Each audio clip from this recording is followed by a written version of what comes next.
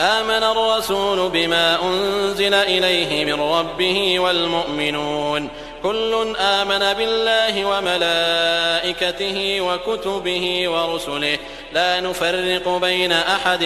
من رسله وقالوا سمعنا وأطعنا غفرانك ربنا وإليك المصير. لا يكلف الله نفسا إلا وسعها لها ما كسبت وعليها ما اكتسبت ربنا لا تؤاخذنا إن نسينا أو أخطأنا ربنا ولا تحمل علينا إصرا كما حملته على الذين من قبلنا ربنا ولا تحملنا ما لا طاقة لنا به واعف عنا واغفر لنا وارحمنا أنت مولانا فانصرنا على القوم الكافرين.